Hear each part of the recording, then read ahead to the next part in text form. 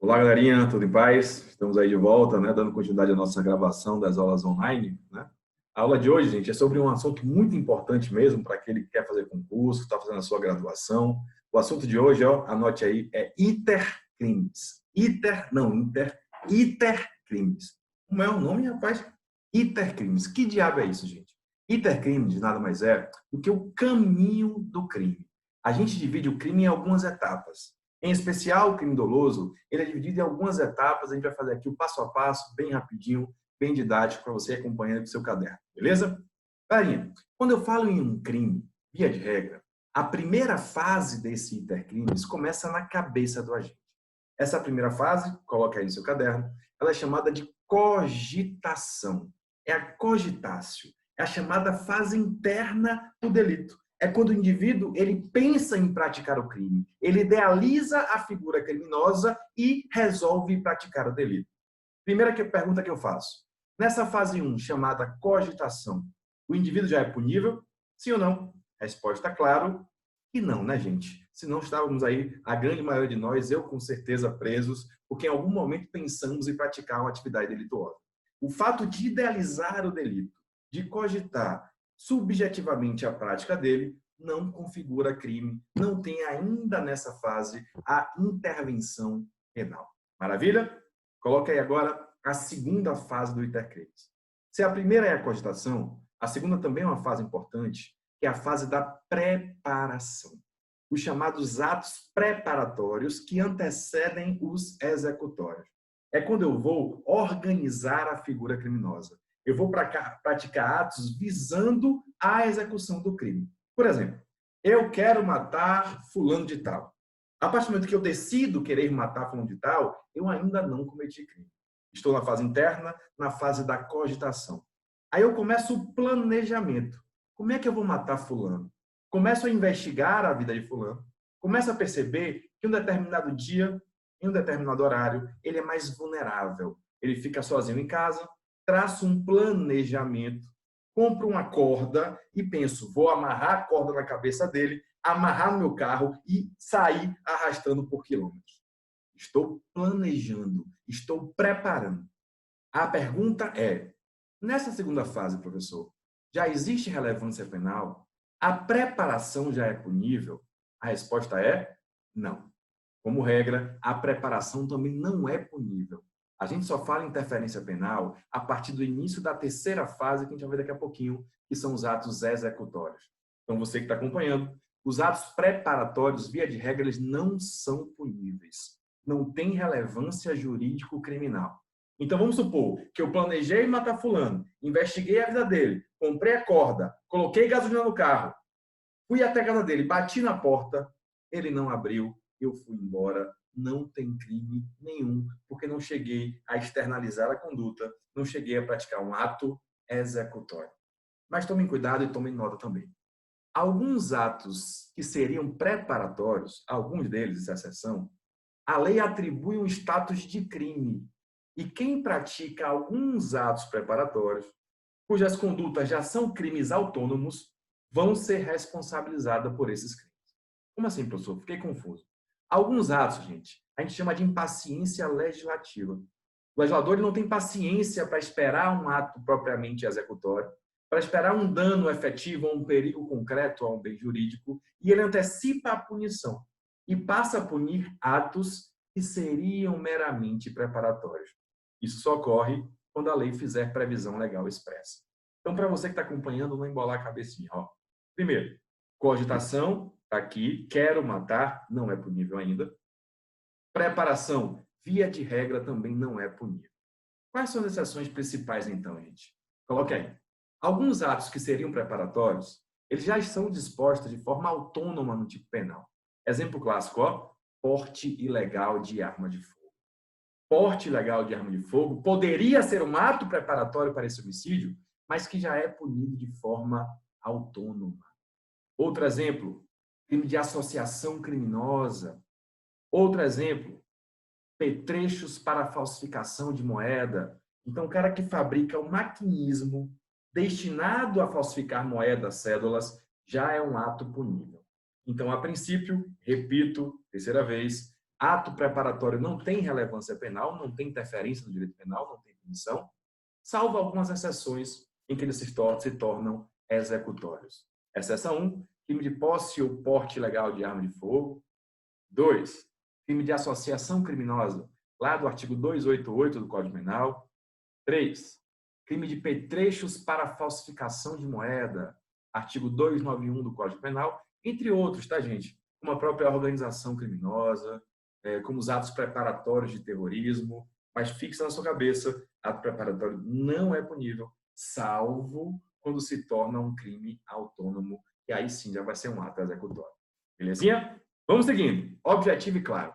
Terceira fase desse chamado intercrimes, coloca aí no seu caderno também, é a fase da execução. São os atos executórios. São quando eu pratico condutas tendentes a realizar o verbo. Quando eu coloco para fora. Então, a partir do momento que eu pensei em matar fulano, não tem crime ainda. Organizei, comprei uma corda, não tem crime ainda. Se eu tivesse comprado uma arma, já poderia ter um crime autônomo. Mas vou com as ordens da minha corda, bato lá, ele não abre, eu vou embora, não entrei em ato executório. Mas vamos supor que ele abre a porta e eu jogo a corda no pescoço tentando enforcá-lo, não consigo. Ele consegue se desvencilhar. Aí já vai ter punição? A resposta é sim. Porque eu entrei já na terceira etapa, chamado de atos executórios. A partir daí, o Código Penal entende que existe a punição já, existe a interferência jurídico-penal. Maravilha? Vou melhorar daqui a pouquinho. Quarta fase, gente, é a famosa consumação. Eu pensei em matar, eu planejei o homicídio, eu comecei a zorra, joguei a corda no pescoço, amarrei e matei. Cheguei na quarta fase, que é a chamada consumação. Quando é que a consumação ocorre, tecnicamente? Ó, gente, o artigo 14, inciso 1 do Código Penal, ele fala que a consumação ocorre quando o agente realiza todos os elementos da definição legal. Vou dizer de novo.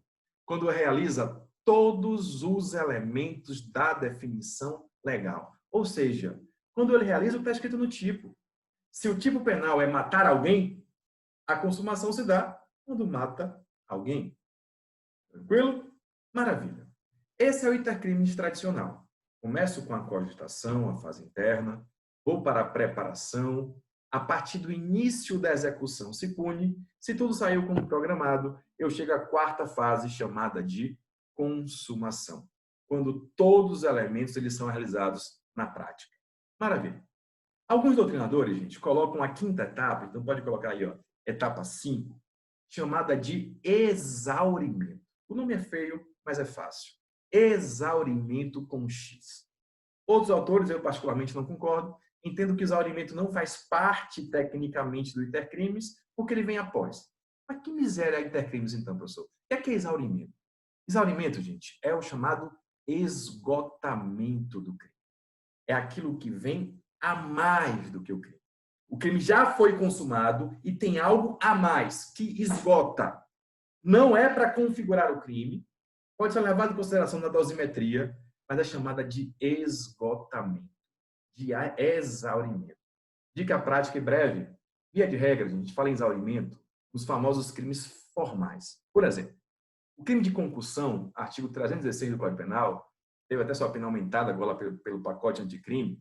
O crime de concussão é bem simples. É exigir vantagem indevida em razão da sua função. Grosso modo, é o funcionário público que se vale da sua função, do temor que a função dele traz, e acaba exigindo vantagens às quais ele não teria direito. Olha o verbo, exigir. Isso quer dizer o quê? Vamos a um exemplo. Vamos supor que eu, Caio, advogado, vou despachar com um juiz sobre um determinado processo, conversando com ele, que entrei com pedido de revogação da prisão. O juiz vira para mim e fala, ó, nada disso. Só sai se você me pagar 50 mil reais. O juiz exigiu a vantagem. Eu falo, ó, Vossa Excelência me respeite e dou um pescotapa nele. Claro que eu não posso fazer isso, é só um exemplo lúdico, mas a pergunta é, o cabra exigiu, mas não recebeu desgrama nenhuma. O crime dele vai estar consumado? Como é que eu descubro isso, gente? É só ler o verbo. O verbo do crime de concussão é exigir, não é receber. O verbo é exigir. E eu pergunto, nesse caso específico da concussão, ele exigiu? Sim. Se ele exigiu, recebendo ou não a zorra da vantagem, da zorra do dinheiro que ele exigiu, o crime já foi consumado, porque eu realizei todos os elementos. Ah, professor, entendi. Então, para saber se consuma ou não, tem que aprender o quê? A ler. Se o verbo é exigir, consuma com exigência. Se o verbo é matar, se consuma, obviamente, com a morte. Mas vamos além. Nesse caso, ele exigiu e eu não paguei. Mas se eu tivesse pago, fui lá e deu 50 conto a ele. Nesse caso, gente, é o que a gente chama de exaurimento. É aquilo que vem pós-crime. O crime esgotou já na exigência, mas veio algo a mais, veio um plus, isso é chamado de exaurimento. Olha como é fácil. Resumindo, porque eu sou chato, eu gosto de repetir para ficar aí preso na sua cabeça. Iter criminis, popularmente falando, é o caminho do crime. São as etapas para que o crime chegue à sua consumação. Estou falando, obviamente, do crime doloso. Primeira etapa é a cogitação. Ela não é punível, você já decorou, já falei 6 vezes. A segunda é a preparação.